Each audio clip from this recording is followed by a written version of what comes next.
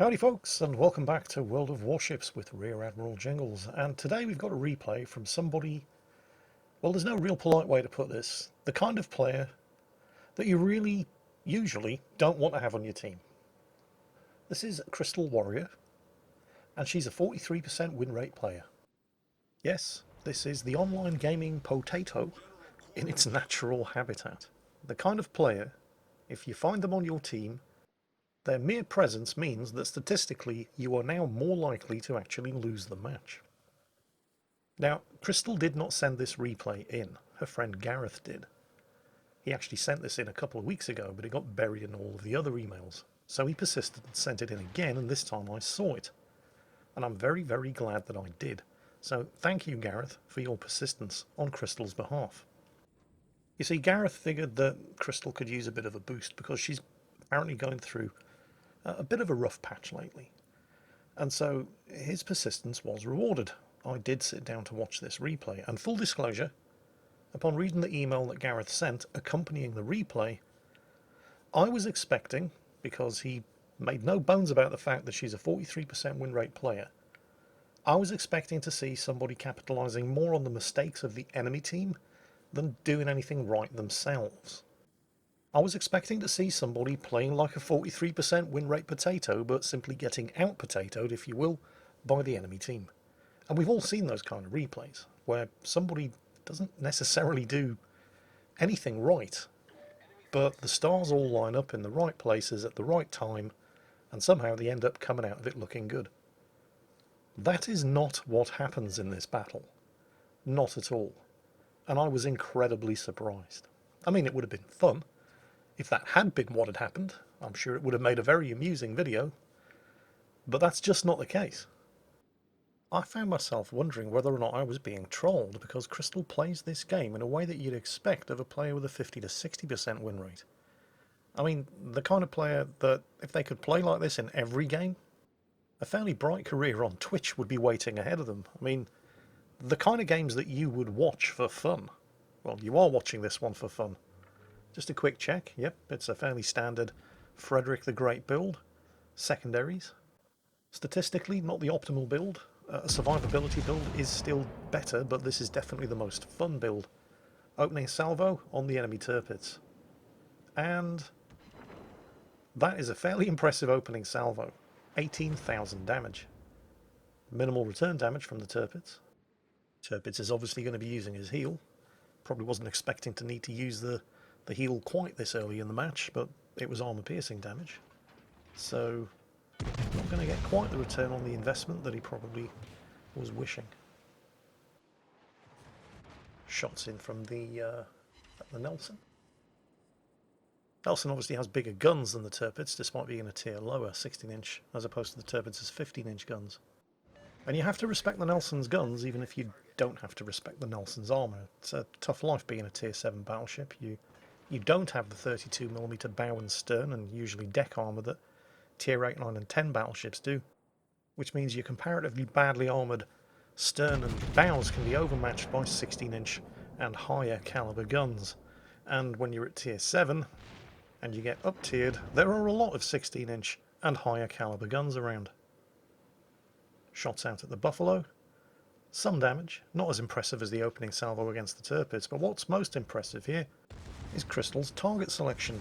She recognised that the initial threat to the Mars, the team's only surviving destroyer, both teams have already lost a destroyer, was the Buffalo. So she initially opened fire against the Buffalo, then spotted the enemy's Scania, targeted that with her secondaries and her primaries. The target selection that you're seeing going on here, the prioritisation, is not what you'd expect to see of a 43% potato. She recognises that the team badly needs their last surviving destroyer, and she's prioritising her target selection against the most significant threats to that destroyer. The Scania could have gotten out of here if it had just stopped shooting. But it isn't. Well, maybe it couldn't. The Mars is still fairly close, and he's backing off away from the Buffalo. Now, has the Buffalo already used his radar? Because the Mars, getting kind of desperate there, has popped his smoke, which is obviously not going to be much use if the Buffalo is running its radar. And it might be, but we're not quite close enough to know for sure. The Mars doesn't have to worry about the Scania though, it's been finished off. Shortly after it went undetected, it was finished off by the team's Algerie, and it's nice to see the team actually reacting to the relevant threats at the right time. The Mars, not loitering around inside the smoke screen with a radar cruiser as close as that, has already bugged out and popped torpedoes, and yep, there's the Buffalo's radar. Now that is a weird use of radar, because the Buffalo's about to die, he surely knows it, and instead of using the couple of seconds that he had left to kill the Mars, he was exchanging shots with the Dmitry Donskoy, which he could see because the Donskoy was shooting at him from open water. So I don't understand why the radar, if you're not going to shoot at the targets that get lit up by the radar that you can actually kill. Possibly it was just a, oh no, I'm about to die, quick, trigger every consumable I've got so I don't feel as if I've wasted the move. That would be understandable, and it's possible that the Buffalo didn't quite have the firing angles around the side of the island to hit the Mars either. So there is an explanation for the Buffalo's behaviour that does make sense. This Boise, on the other hand, not so much. He was actually heading into cover around the side of the island up ahead of him, where he would have only been in a position to get shot at by the team's Helena. And he decided, actually, no, I might win that fight. Instead, what I'm going to do is stop, broadside on, and then start reversing, so I can get shot at not only by the Helena, but also give my broadside to an Algerie, Frederick the Great, Dmitry Donskoy, and Gneisenau. That's obviously a much, much better idea. Oh, hang on. He's dead. Damn. And the plan seemed so foolproof. Anyway, that, by the way, is exactly the kind of thing that you do expect to see from a 43% potato. I do realise, by the way, that regardless of what I say or any, actual evidence that I present, that we're going to see the same tired old excuses. Ooh, Citadel the Nagato, that's nice. The same old excuses trotted out in the comments section by the win rate deniers. It's not my fault. There are 11 other players on the team. It's not my fault if they all suck.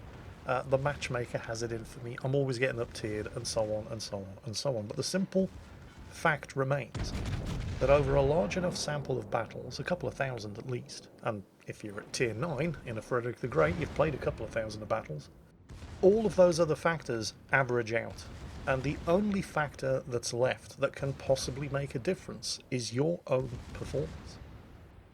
So the cold fact remains that the sooner all of the win rate deniers stop trying to make excuses and accept that the reason they're bad is because they're bad, the sooner they can actually start trying to improve their performance and stop being 43% win rate players. Shots out at the Nelson. That was very underwhelming. I was expecting a lot more damage there. This is the first point in the game where I thought that maybe Crystal was making a bit of a mistake, because she's being very aggressive here against 3 enemy battleships, but she's not doing it alone. She's actually leading the charge. She's got backup. And she's angling well against everybody other than the Nelson, who she's about to do an extreme amount of damage to. There you go, a triple Citadel. And that was fine, because the Nelson didn't even have the guns pointed at her. So angling against the Tirpitz and the Nagato, while potentially, and the Nagato's dead as well, while potentially opening herself up to broadside shots from the Nelson, wasn't actually a mistake, because the Nelson wasn't even pointing her guns at her. Hydro's running because that is, of course, a Tirpitz, because she's inside the Tirpitz's 6-kilometer torpedo range, and again, this is very, very good to see. Situational awareness, knowledge of the opponent that you're facing. So the Tirpitz's torpedoes are not going to take anybody by surprise. And there they are, in fact, and she's already turning to avoid them. And can I just take the time to point out that she just scored the high caliber and Confederate awards. She's on 180,000 damage. She's done the lion's share of the damage to all of the ships that she's been shooting at, including that Tirpitz, and she has yet to score a single kill. Meanwhile, torpedoes launched by the friendly Mars over there narrowly avoid hitting and sinking the friendly Dmitry Donskoy. Just destroyer captains doing destroyer things. So anyway, due in no small part to Crystal's 181,000 damage over here, the enemy team have completely lost on this side of the map. And until they just sank the friendly Colorado and Richelieu over on the other side of the map, effectively doing to Crystal's team on the western side of the map what Crystal and Co have been doing to their team over here on the east.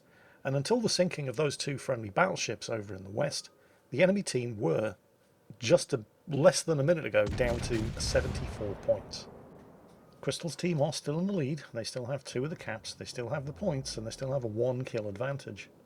Shots out at the Georgia. Oh, another Citadel. 196.8 thousand damage. And, let's not forget, not a single kill.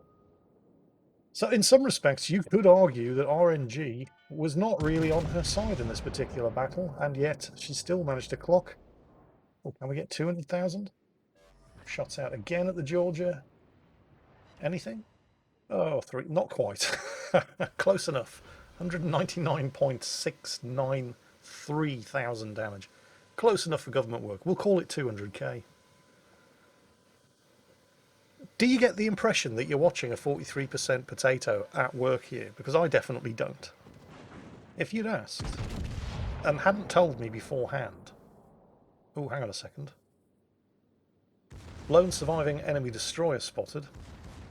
Not quite sure what he thought he was going to achieve here. Oh, nice hit on the Georgia, but it's the Z-46 who's our immediate concern. The Z-46 who just popped out from behind cover in front of a radar cruiser and a secondary spec Frederick the Great at a range of 8 kilometres. I'm not quite sure how, if at all, he was expecting that to end any differently. Okay, I did say that what you were not going to see was just an example of somebody getting out potatoed by the enemy team. And that I still believe is true, but that doesn't mean that the enemy team aren't potatoing hard on at least 2 occasions. The Boise earlier and the Z-46 just there, and still Crystal doesn't have a kill. But where the enemy team can potato, Crystal's team can potato too. Check out the Dmitry Donskoy, look at the manoeuvre he's pulling. Crystal can see it coming. And you can kind of understand the Dmitry Donskoy not wanting to be sitting in open water broadside on to, well, a Georgia and an Ibuki with another Georgia behind him. But he screwed up the manoeuvre. He delayed the turn in order to get the torpedoes away, and that meant he's basically run straight into Crystal's bows. And Crystal, trying to turn in, because Crystal doesn't want to be sitting broadside on in front of 2 Georges and an Ibuki either, tried to warn him. He clearly wasn't paying attention. His guns were all pointing in the other direction, which pretty much means that he was looking in the other direction. And that was unfortunate, and Crystal was a participant, but I genuinely do not think Crystal was to blame for that. Whether or not he realised what he was doing, and I don't think he really did, that was pretty much all down to the poor manoeuvring of the Dmitry Donskoy. But the loss of the Dmitry Donskoy now poses Crystal with something of a problem. Those are almost certainly going to be the Ibuki torpedoes. Managed to avoid those. But she's now alone up here. There are 3 enemy ships that can see her and shoot at her, and a 4th shooting over the island that she can't see who is shooting at her. But she's angled against the first Georgia and the Ibuki, and that Georgia appears to have other problems and is presenting a nice flat broadside, so that is definitely the best target. And again, bitch slaps him to within an inch of his life, but still cannot get a kill. 253,000 damage now, and she's out of heals. If that Georgia had died, this would have made her decision as to what to do now much, much easier, because the Ibuki is landing 10,000 damage high explosive salvos. So, come on. That Georgia definitely needs to die. She's tucking in behind the island. You see what she's doing here? I mean, she's eaten crossfire, but she won't be for long. The first Georgia has been sunk. Great. Now she can tuck in behind this island, which means that if the fires, and the fires did finish off that second Georgia, but if they hadn't, the second Georgia wouldn't be able to shoot at her, the Ibuki wouldn't be able to torpedo her and continue spamming her with high explosive, and now she's in a one-on-one with Julio over here. And would you look at that? You wait 15 minutes for a kill, and then 2 of them come along at once. And possibly the most impressive thing, and there have been a lot of impressive things that Crystal has done in this match. I mean, she's at 280,000 damage, but possibly one of the most impressive things I saw her do in this match is what she's doing now. She's got no heals left. She's down to less than 10,000 health. The Ibuki is the last enemy ship in play. and the Frederick the Great 16-inch guns can definitely make short work of it. But the Ibuki has been landing 10,000 damage high explosive salvos and could easily make short work of Crystal. And how many times have we seen teams that are winning, because Crystal's team is winning, they're at 971 points and they're going to win within a couple of seconds, but how many times have you seen people who were winning throw the game by just trying to win that little bit harder and going after that last kill? Not that I believe the Ibuki could win against Crystal's 3 surviving teammates, but there's no sense in giving him the points from the Frederick the Great kill and stretching the match out any longer than it needs to. So rather than trying to win just that little bit harder, Crystal is more than happy to just win. And what a win. Despite the criminal lack of kills, frankly I think she was robbed on more than one occasion. There should have been a Kraken in there as well. That is definitely a performance to be proud of, regardless of what your win rating may or may not be. In fact, it's probably more impressive that you're capable of putting in a performance like this, where you didn't just take advantage of the enemy team out-potatoing you, which is what I was expecting to see, and probably would have made for an amusing video, but the fact that you played as well as you did is quite frankly nothing short of spectacular. And it just goes to prove that if you're willing to accept that you're bad and stop blaming your team for your own shortcomings and actually work to address your own shortcomings and actively improve your own performance, because even if you do believe that you're being held back constantly by your teammates, there's nothing you can do to make them better.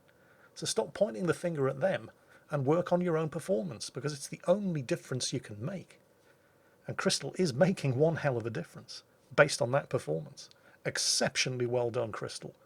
And long may this sort of thing continue. And Gareth, thank you for sending Crystal's replay in. I hope she doesn't mind too much, because that was an absolute joy to watch and commentate on, and I hope everybody enjoyed it and maybe took a bit of encouragement from it, because that is it for today. As always, take care, stay safe, and I'll catch you next time.